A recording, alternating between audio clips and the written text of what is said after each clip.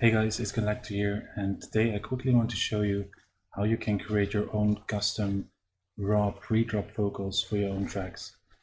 Now the reason I'm doing this is that I often find myself in a situation where I have a nice track going on, like I've laid down nice kicks, good screeches, etc. It all comes together really nice, but it just misses a nice pre-drop vocal. And of course, with all the resources that we have, like sample packs, etc. nowadays, you can find a nice vocal online, or you can even go to Fiverr and create your a custom vocal with a singer or whatever on there. But sometimes it's also a nice challenge to do it yourself, and it is possible. And that's what I want to show you today. Now, as you can hear, my voice is really bad for vocals as well. I'm not a singer, I'm not a rapper, I'm not an MC or something like that. I'm not a vocalist at all, but still I can create something that sounds decent, I think. And in some tracks, in some situations, this could really work. And let me show you what I started out with. Bass so thick, yeah, this is sick. Yeah, as you can hear, that doesn't sound so good. But this is the end result, what we're gonna have. Bass so thick, yeah, this is sick. Now this is like a really deep and distorted vocal that works in a lot of raw tracks. And it also really depends on what kind of voice you have, what kind of vocal you're looking for, what your end result has to be. So to start this, first thing you need is lyrics. Now this totally depends on you, on the style of your track, whatever you want. Just come up with some good lyrics. And another important thing is to make sure you're going to stay in the BPM of your track. If you're really going to sing, then of course you also have to make sure you're in the key of your track. But if you're just going to like say or shout something like I did, then the only important thing is to make sure that you're in BPM. In order to do that, I just use the metronome. You can turn it on here, put up some headphones, and then start recording, and then the metronome lets you stay inside the beat of your track. So if you hear that, it's easy to stay on the BPM. Now bear in mind, if you're going to record your vocal, you don't need any fancy microphone or something. For this vocal recording, I just use the same microphone I'm using right now, which is a simple USB Razer microphone. So nothing fancy, you don't really need that. Might even work if you use your phone to record it, although I haven't tried that out, so I can't really guarantee good results by using that method. So then the next step is to simply record your vocal. I do it inside the playlist here, and then the first thing you should do is to clean it up a little bit. So what I do is I open the sample in Edison, the audio editor from FL Studio. And what's going to be important now is to clean or get rid of the background noise that you see here, because this noise is continuing to be present throughout the vocal sample as well, and we want to get rid of that. Now you can go all fancy with professional tools like iZotope RX or other plugins that let you denoise your vocal recording, but Edison actually has a really powerful tool to do that as well. What you do is just make sure you have a selection of this noise. Make sure it's around the vocal, so make sure not to select anything from the vocal that you want to be in the end result.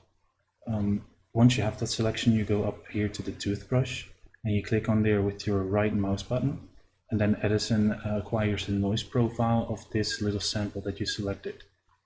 Then you can select the whole sample like this, and left mouse click on the same button, and then this screen pops up where you can denoise it. Like a while ago, I pulled up these settings and it just really works for me, but you might want to have to play around with the threshold and the amount a little bit to get good results. You could also use the declipping and declicking mode. I don't really need it for my recording. In case you need a declipping, that's when your volume is too loud, for example, and then I can just recommend you to retake it and reduce the volume a little bit from your microphone, so you have an audio clip that is not clipping. It's always better than using a declipper. Like, it's easier to increase the volume of your sample rather than decreasing when it's clipping. You will get better results using this method. And if you have like a very clicky or poppy sound, then you might want to use this declicker function as well. But like I said, I'm not using it. So once you have the settings that you find are suitable, you just click accept, and Edison does the trick. So as you can see, it reduced a lot of this background noise that we don't want in our vocal, but if you zoom in, you can see there's still a little bit of some noise going on. So I'm just going to select it again and use the same process. So right mouse click, select the whole sample, go back here, accept, and it cleans it out even a little bit more. Now there is some tiny stuff going on here, there's a small little click here, but what's most important now is that you just have this part of your the real vocal itself, that this is clean. So once you have that, you can just drag and drop your sample into the playlist here, and you get something like this. What I then like to do is go in here and set the declicking mode to smooth, so you can cut away any of these unwanted sounds right before or right after your vocal. And it also gives you a nice smooth fade in and fade out, so it's not so clicky at the beginning and the end. And if you have any big gaps in between those vocals, I can recommend you to use the same method, so you get rid of as much unwanted stuff as possible. And then you can go on to the next step. So this next step is to use an equalizer to clean the audio up a little bit more. This is what it sounds like when it comes directly out of Edison. Bass so thick, yeah, this is sick. And if you use an EQ like Pro Q3, you can very easily find some of the harsh resonant frequencies that you don't want in a vocal.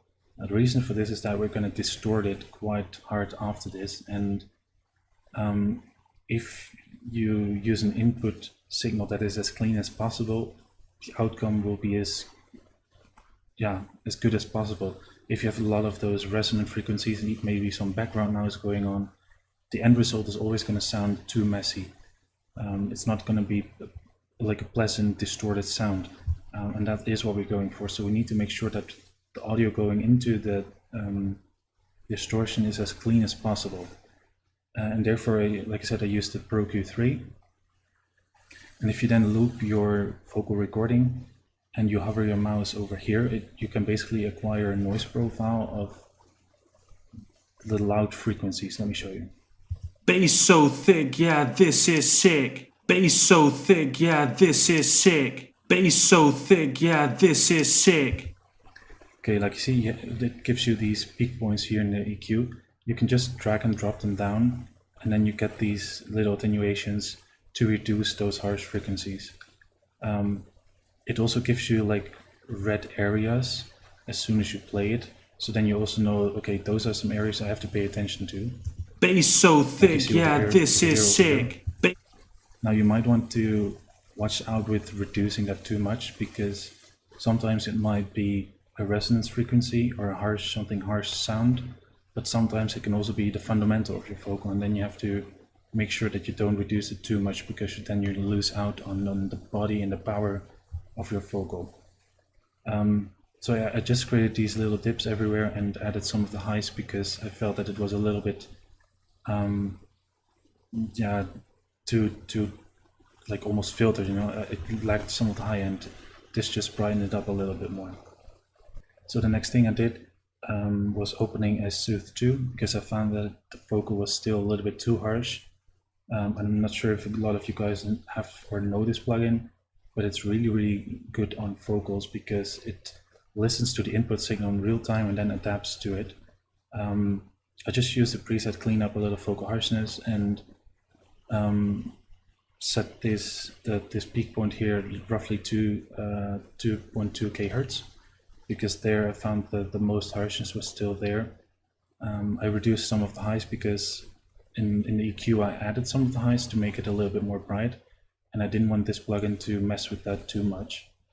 You might want to have some good headphones to listen to the difference that this plugin makes, but trust me, this cleans up the audio a lot more. Bass so thick, yeah, this is sick. And then the next thing is a de-esser, because yeah, there are a lot of S sounds here and they're really sharp. And this Pro De-ess by VOCALS just reduces that. I just used the mil wideband preset. Bass so thick, yeah, this is sick. Bass so thick, yeah, this is sick. Bass so thick, yeah, this is sick. Bass. Yeah, and then the next step is to pitch it down. To do that, I used the little alto board by Sound Toys and just pitched it down 3 semitones, and I kept the deformant link to it. Because if you just want to pitch your vocal, it's important that you keep it linked. If you want to do crazy effects, you can unlink it and play around with it. But if you just want a clean pitched vocal, make sure you have this linked. If you don't have little alto boy, of course, you can also just do it inside the vocal itself with the pitch knob here. And then it sounds like this. Bass so thick, yeah, this is sick. And now we're going to add that in combination with the distortion.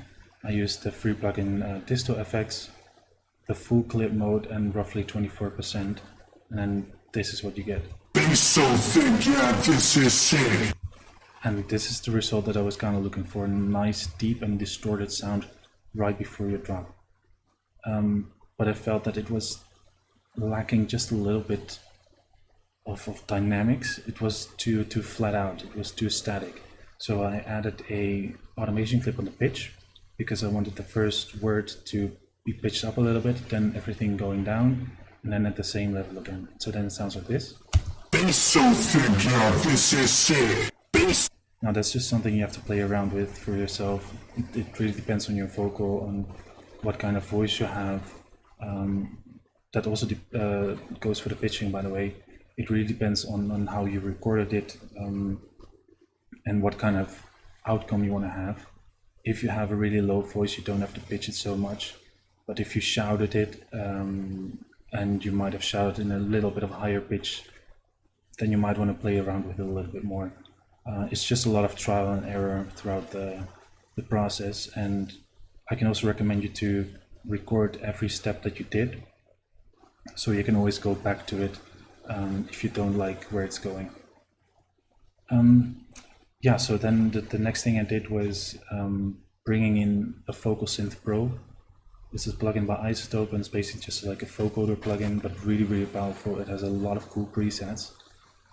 I did that because I wanted this second part, like where it says "this is sick," to be a little bit different from this first part, because in this part I had this idea in my mind that it was a little bit quiet here, like with instrumental and stuff. Not so much going on, and then this part, some kick effects, some snares, etc. A little bit more dirty in general, so that the listener would feel like, okay, the drop that's coming now is going to be really hard, really powerful, you know what I mean?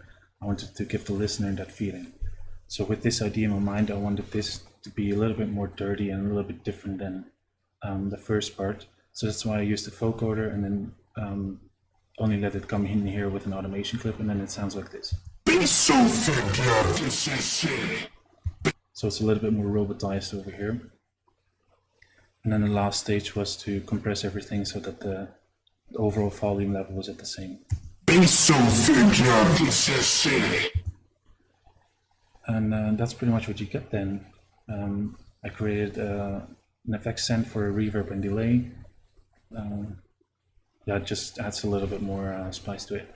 Bass so thick, yeah, this is sick. And that's it. Then this is how you can create your own custom pre-drop vocals. What I then like to do is create a lot of different versions, so use different presets for the vocoder, for example. Bass so thick, yeah, this is sick. Bass so thick, yeah, this is sick. Bass so thick, yeah, this is sick. Bass so thick, yeah, this is sick. Bass so thick, yeah, this is sick.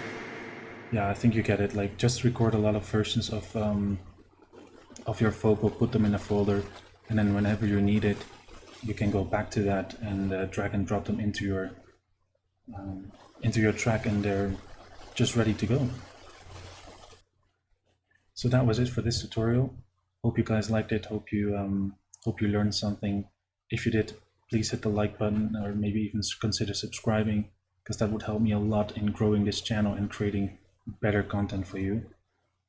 If you have any other tips or recommendations regarding creating your own vocals, please leave them down below in the comments as well. And then see you the next time.